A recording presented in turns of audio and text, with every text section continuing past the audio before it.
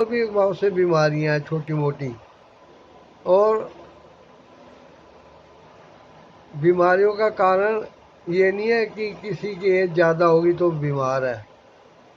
बीमारी का असली कारण है गलत रहन सहन, खाना पीना, दिनचर्या। और जब भगवान ने आदमी को बनाया, उन दिनों की आप सोचिए जब आदमी जंगल में एक 4 पाँव पे चलने वाला जीव था। उसके पास ना तो मकान थे, ना नौकरियां थी, ना हवाई जहाज थे, ना एसी थे, पंखे थे, कुछ भी नहीं था। यहाँ तक कि कपड़े तक नहीं थे।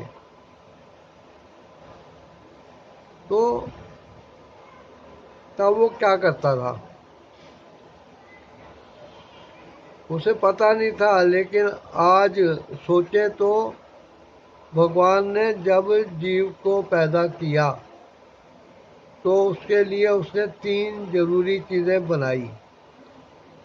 पहली है हवा, सांस लेने के लिए ऑक्सीजन वाला, उसको उसने फ्री में सबको दिया।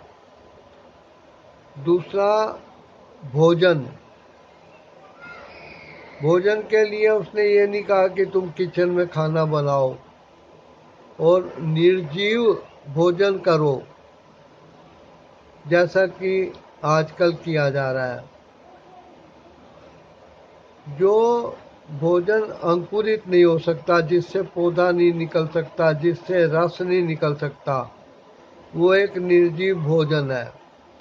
तो भगवान ने जब जीव को इस धरती पे डाला तो उसको दालें, गेहूं, चावल वाला, पिज़्ज़ा और ऐसी चीज़ें नहीं दी। उसने खाने के लिए उसको हरी घास, पत्तेदार झाड़ियाँ, पेड़, दाल, फल, फूल, जड़, जिसे कंदमूल इत्यादि कहते हैं, वो दिए थे।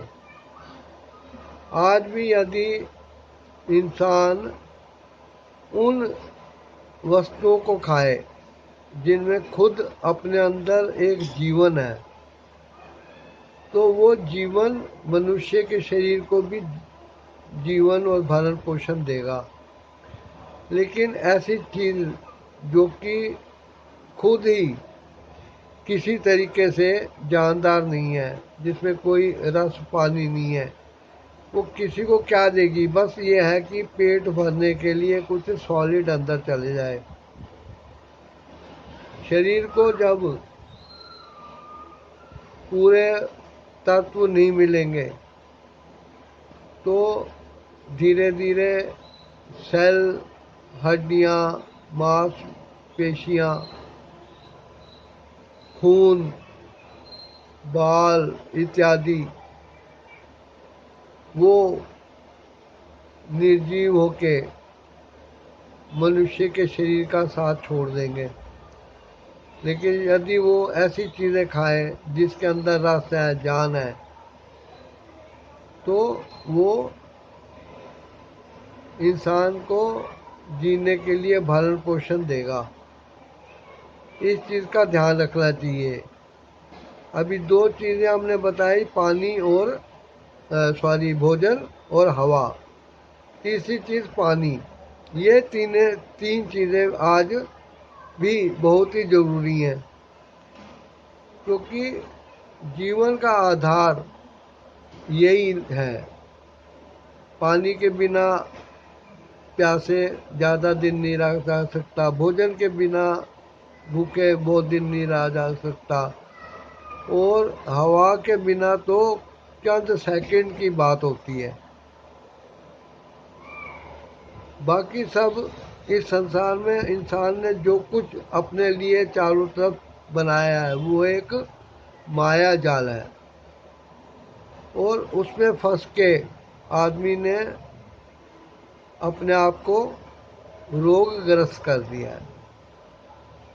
तो यदि किसी किस्म की बीमारी है या बीमारी से बचना चाहें तो डॉक्टर और हॉस्पिटल से पहले अपने शरीर को खुद शुद्ध करने का प्रयत्न करना चाहिए। अभी हर डॉक्टर के पास मेडिकल रिप्रेजेंटेटिव जो कि एमआर कहलाते हैं वो लोग आते हैं और अपने बैग में भरी हुई शीशियाँ और दवाई के पत्ते डॉक्टर की टेबल पे ढेर लगा देते हैं, जिनकी कीमत बहुत ज़्यादा होती है, 150 रुपया तक 500 रुपया तक होती है। अब ये डॉक्टर को फ्री में मिलता है, लेकिन यदि कोई पेशेंट पैसे कम होने के कारण कहे कि मैं 5-10 रुपए बाद में दे दूंगा तो डॉक्टर शक से भरकर उसको देखता है और कहता है देख लीजिए आपको इधर ही किसी से मिल जाए। तुम मतलब किसी से उधार लेके डॉक्टर को दे दो, डॉक्टर अपने पैसे नहीं छोड़ेगा क्योंकि वो एक डॉक्टर है। अपने आप को पता नहीं कौन से भगवान की टांग समझता है वो। तो जो फ्री के मिली हुई चीज़ को अपने पेशेंट को 5-10 रुपए कम करके नहीं बेचता, उसकी नीयत कैसी होगी।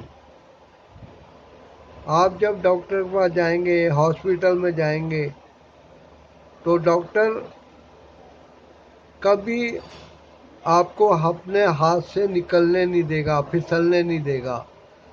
वो आपकी बीमारियों को मेंटेन रखेगा और आपको जो भी परहेज या दवाइयाँ देगा या जो कुछ बताएगा वो एक मेंटेन के लिए होता है, क्योर के नहीं है। एलोपैथी में क्योर वर्ड जो है ना, उसको एक गाली या अपराध जैसा माना जाता है और एलोपैथी वालों ने कानून भी बनवा रखा है कि जो कहे हम क्योर कर देंगे, उस आयुर्वेद के आचार्य को तुरंत उठा के जेल में डाल दो।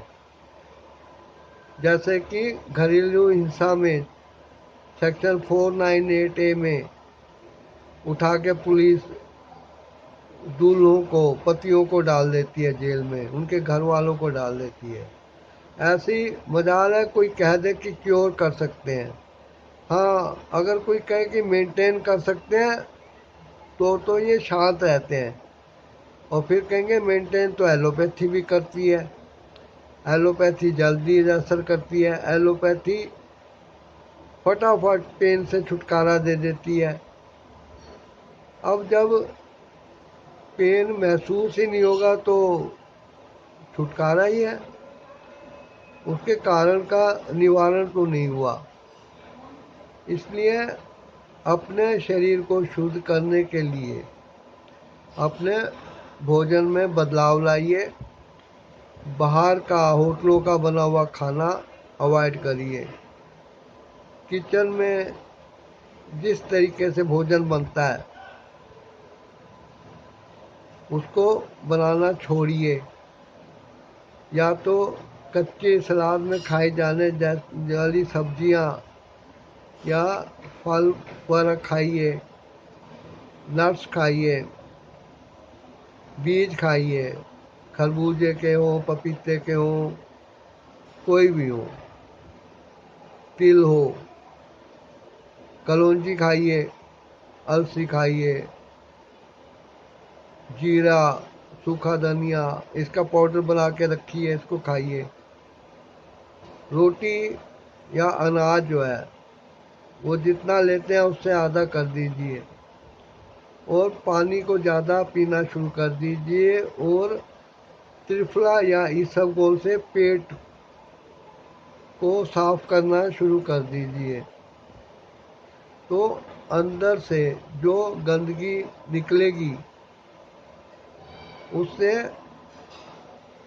वैसे ही शरीर शुद्ध हो जाएगा, जैसे कि कपड़ा मैला होने पे धोने के बाद दोबारा एक नए रूप में हमारे सामने साफ सुथरा आ जाता है और हम खुशी खुशी पहन लेते हैं। मैले कपड़े को पहन के बहुत मजबूरी में आदमी जाते हैं और कुछ देर पैदल चलना या बिना पंखे के, एसी के, कूलर के कुछ दिन कुछ देर जितना हो सके कमरे में बैठना, ताकि शरीर से उस गर्मी से पसीना निकले। अपने शरीर में जो वेग आते हैं, छींक आती है, खांसी आती है, ऐसी चीज़ को अवॉइड करिए। यदि कहीं टांगों में, बाहों में, पीठ पे, पेट पे कहीं खुजली हो रही हो तो इसका मतलब आपके खून में एसिडिटी आ रही है, उसको कम करना चाहिए। जैसे ही आप अपने पेट के गोदाम को खाली करेंगे वैसे ही आपके पेट का रंग रूप बदल जाएगा, शरीर का रंग रूप बदल जाएगा। हमेशा याद रखिए, शरीर को खींच तान के रखना बहुत ज़रूरी है। जैसे ही आप अपने शरीर को ढीला छोड़ेंगे शरीर नीचे को गिरता जाएगा। अभी कहा जा सकता है कि मनुष्य ने विज्ञान में बहुत तरक्की की है, लेकिन ये जो तरक्की है वो संसार के विनाश की तरफ जा रही है। इतने बड़े बड़े हथियार, मिसाइल, एटम बम अभी चल रहे हैं। आग भड़काने के लिए उनकी सप्लाई दूसरे देशों को कर रहे हैं और पैसा कमा रहे हैं। ऐसी अपने शरीर को टॉक्सिक भोजन सप्लाई करना बंद कीजिए। आपके शरीर को जब आप भोजन में प्रतिबंध लगा के, नाकाबंदी करके गलत चीज़ों को शरीर में डालना बंद करेंगे, आपके पाचन तंत्र को जब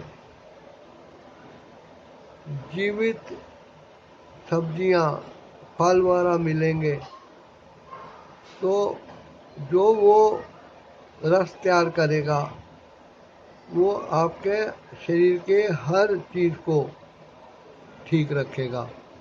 बीमारियां इसीलिए होती हैं क्योंकि धीरे धीरे पाचन तंत्र जो है वो कमज़ोर हो जाता है। बहुत सारी चीज़ें हजम नहीं हो पाती और बेकार ही शरीर के बाहर निकल जाती हैं, और उनकी कमी पूरी करने के लिए फिर दवाइयों का सिस्टम है। अब जंगल में कौन से क्लिनिक, डॉक्टर, हॉस्पिटल हैं, कौन सी केमिस्ट की दुकानें हैं कि जाके वो दवाई लेते होंगे? उनका इलाज कौन करता है? उनका इलाज उनकी प्राकृतिक माँ ही करती है, जिसने कि पूरा सिस्टम इस तरीके से तैयार किया है कि वे जानवर हमेशा स्वस्थ रहे। इन बातों पे ध्यान दीजिएगा और कमेंट द्वारा बताइएगा कि क्या आप ऐसा करते हैं। आपको पैदल चलने की आदत डालनी चाहिए, और नहीं तो अपने कमरे के फर्श पे नंगे पैर, कदम ताल होता है ना, एक पैर ऊपर एक नीचे करके ऐसे दौड़ने की प्रैक्टिस ऐसे करिए। आगे पीछे होइए, बाजू घुमाइए, टांगों के कब्जों को चलाइए। ऐसा करने से आपका ब्लड सर्कुलेशन ठीक होगा।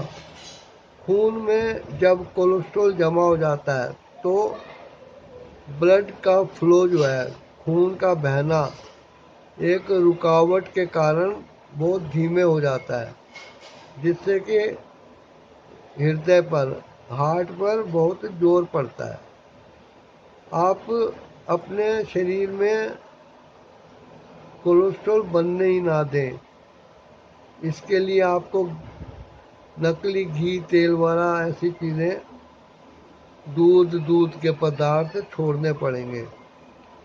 आप तिल वगैरह खा सकते हैं, मूंगफली खा सकते हैं, बादाम अखरोट काजू खा सकते हैं, किशमिश खा सकते हैं। जैसा जैसा जो कर सकता है वो करे, एक दूसरे की नकल ना करे कि घर बेच के वो ऐसी महंगी महंगी चीज़ें खाने लगे। आपको भूख लगे तो तुरंत खाने मत बैठिए, आधा पौना घंटा शरीर में भूख लगी रहने दीजिए, ताकि शरीर की जो भूख है वो भूख मिटने के लिए आपके शरीर में जो दूषित पदार्थ हैं उनको शरीर खा के साफ करे और गंदगी बाहर हो। इन चीज़ों का ध्यान रखना बहुत ज़रूरी है। आशा करता हूँ आप इन चीज़ों को फॉलो करेंगे। बातें तो बहुत होती हैं, अगले वीडियो में कुछ और बातें की जा सकती हैं। आप इस चैनल को सब्सक्राइब कर दीजिए, बेल आइकन क्लिक करके ऑल नोटिफिकेशन ऑल का बटन भी दबा दीजिए ताकि वीडियोस आप तक पहुंचते रहें। Thanks for watching the video.